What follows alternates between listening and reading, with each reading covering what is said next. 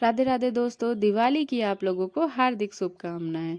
तो सर्दियां स्टार्ट हो गई हैं तो मैंने सोचा क्यों ना मैं बनाऊं तिल के लड्डू, क्योंकि तिल के लड्डू हमारी सेहत के लिए सर्दियों में बहुत ही ज़्यादा फायदेमंद होते हैं और ये गर्म भी होता है तो हमारी सेहत शरीर को गर्मी पहुंचाता है। तो चलिए फिर बनाना स्टार्ट करते हैं। तो इसको बनाने के लिए मैंने ले लिया था 1 कटोरी मूंगफली का दाना। मूंगफली के दाने को अब धीमी आंच पर अच्छे से भून लेंगे।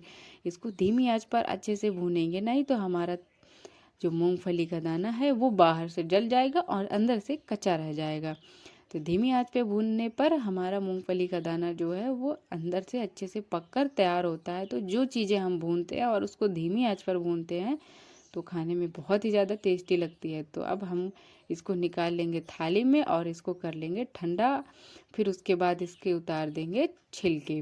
तो जब तक हमारा मूंगफली का दाना ठंडा हो रहा है तो अब इसमें मैंने डाल दिया है तिल। तिल मैंने लगभग 1 किलो के करीब लिया है। तो आप जिस जितना बना रहे हैं तो आप उस हिसाब से तिल का इस्तेमाल कर सकते हैं। आधा किलो, 250 ग्राम, जितना भी बना रहे हैं तो आप उतने तिल का इस्तेमाल कर सकते हैं। तो मैंने 1 किलो, मुझे ज़्यादा बनाना था तो इसीलिए मैंने 1 केजी तिल का इस्तेमाल किया है। तो अब धीमी आंच पर तिल को भी अच्छे से भून लेंगे। तो देखिए मैं तिल को कैसे भून रही हूँ। तिल के भुने हुए तिल की पहचान ये होती है कि जब हम तिल डालते हैं तो वो थोड़ा भारी होता है और तिल जब हमारा भुन जाता है तो वो चलाने में एकदम हल्का महसूस होता है और उसमें थोड़ा चुर-चुर की आवाज़ आती है। तो ये है हमारे भुने हुए तिल की पहचान और उसमें थोड़ी थोड़ी भुने हुए तिल की महक भी आती है। तो देखिए मेरे तिल का हल्का हल्का कलर भी चेंज हो गया है। इसको मैंने करीब आधे घंटे के करीब इसको भूंजा था। आधे घंटे या 40 मिनट के करीब मैंने इसको भून कर तैयार किया था। तो तिल थोड़ा सा फूल कर एकदम गोल गोल से हो जाते हैं तो हमारा तिल तब भी भुना हुआ रहता है। तो अब मेरा तिल भुन गया था तो मैंने इसको निकाल लिया था परात में और ले लिया मैंने 1 किलो के करीब गुड़, क्योंकि मैंने 1 किलो लिया था तिल तो 1 किलो ही मैंने गुड़ का इस्तेमाल इसमें किया है। तो गुड़ को मैंने छोटे छोटे टुकड़ों में अच्छे से कूट लिया था और इसमें डाल दिया था मैंने आधा गिलास के करीब पानी। आधा गिलास से कम ही डाला था क्योंकि पानी बहुत ज़्यादा हम इसमें इस्तेमाल नहीं करेंगे। फिर उसके बाद इसमें डाल दिया था मैंने गुड़। गुड़ को डालने के बाद गुड़ को अच्छे से इसमें मेल्ट कर लेंगे। तो गुड़ जब तक हमारा पिघल रहा है तब तक अभी तक आपने मेरे चैनल को सब्सक्राइब नहीं किया तो जल्दी से जाके लाइक शेयर एंड सब्सक्राइब कर दीजिए। गुड़ हमारा धीरे धीरे पिघल रहा है तो हाँ, गुड़ को धीमी आंच पर ही पिघलाना है, नहीं तो हमारी रसी चढ़ जाएगी और उसके बाद हमारे जो लड्डू बनकर तैयार होंगे एकदम पत्थर के जैसे बनकर तैयार होंगे। तो फिर आप लोग कहेंगे मैंने बताया नहीं। तो मैंने तो बताया था, आप लोग इसको ध्यान से देखिए। हमारे यहाँ तिल के लड्डू की रेसिपी बहुत ही ज़्यादा फेमस है तो इसको मम्मी हमारे यहाँ बहुत ज़्यादा बनाती हैं और जो भी खाता है उनकी तारीफ़ बहुत ज़्यादा करता है। तो इसीलिए मैंने कहा ये रेसिपी आप लोगों के साथ भी शेयर कर देते हैं और ये खाने में बहुत ही ज़्यादा टेस्टी और हमारे शरीर के लिए बहुत ही ज़्यादा फ़ायदेमंद होती है। तो देखिए आपसे बात करते करते हमारा गुड़ एकदम पिघल गया है। तो गुड़ को पिघलने के बाद जैसे इसमें उबाल आ रहा है, झाग आ रहा है, तो इसी तरीके से इसमें झाग जब आने लगे तो इसमें डाल देंगे अब अपने तिल को। तो नहीं तो हमारी रेसिपी चढ़ जाएगी। तो हमारे यहाँ खाना बनता है चूल्हे पर, तो चूल्हे का खाना और चूल्हे का खाना जो है बहुत ही ज़्यादा टेस्टी लगता है। तो एक बार आप लोग भी ज़रूर चूल्हे पे खाना खाइए और कमेंट करके बताइए कि आप लोगों को कैसा लगा। तो गुड़ हमारा उबल रहा था तो मैंने इसमें डाल दिया था तिल और मूंगफली। हाँ, अगर आपको मूंगफली ज़्यादा खाना पसंद हो तो आप इसमें मूंगफली ज़्यादा भी डाल सकते हैं।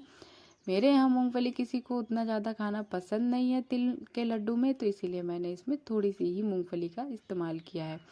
अब गुड़, तिली और मूंगफली को अच्छे से मिलाएंगे जब तक इसमें इसमें लिपट ना जाए। तो देखिए मैं गुड़ और तिल और मूंगफली को अच्छे से इसमें मिक्स कर रही हूँ। तो देखिए जब तक मैं इसको मिक्स कर रही हूँ बढ़िया से, तो हमारा तिल और गुड़ जो है अच्छे से इसमें जब तक मिक्स नहीं होगा तो हमारे लड्डू अच्छे बनकर तैयार नहीं होंगे। तो इसको तिल और गुड़ को अच्छे से इसमें मिक्स कर लेना है। और हाँ, अगर आपको कोई और विलेज रेसिपी देखनी है गांव की तो आप कमेंट सेक्शन में कमेंट करके ज़रूर बता दीजिए कि आपको कौन सी रेसिपी देखनी है, तो मैं उस रेसिपी पे आप लोगों के लिए वीडियो ज़रूर लेके आऊँगी। तो देखिए मेरा आपसे बात करते करते मेरा गुड़ और तिल अच्छे से मिक्स हो गया है। तो अब कढ़ाई को अच्छे से मिक्स हो जाने के बाद अब इसको उतार लेंगे ताकि हमारा तिल जो है ठंडा हो जाए। तो मैंने इसको 5 मिनट रख दिया था ठंडा होने के लिए, तो थोड़ा थोड़ा ये टाइट हो गया है। तो आप हाथों में घी या हल्का सा पानी लगाकर इसको अच्छे से बांध लीजिए, तो लड्डू बनकर हमारे बढ़िया तैयार होंगे। तो मैंने थोड़ा सा लगा लिया था पानी और उसके बाद लड्डू बनाकर कर रही हूँ तैयार। तो इसको ऐसे दोनों हाथों से मेरे यहाँ थोड़े बड़े बड़े लड्डू बनकर तैयार होते हैं, इससे भी बड़े बड़े बनते हैं, लेकिन मैंने आप लोगों के लिए थोड़ा छोटे छोटे बनाकर किए हैं तैयार। तो क्योंकि देखने में थोड़ा मैंने कहा अच्छा नहीं लगेगा, तो इसीलिए छोटे छोटे बनाकर कर लिए हैं तैयार।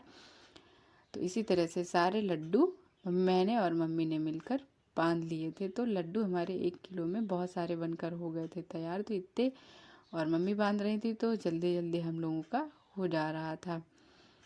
तो आपके यहाँ तिल को क्या बोलते हैं, और तिल के लड्डू किसको किसको खाना बहुत ज़्यादा पसंद है, तो कमेंट करके ज़रूर बताइए। मैं सारे कमेंट्स का रिप्लाई ज़रूर करती हूँ।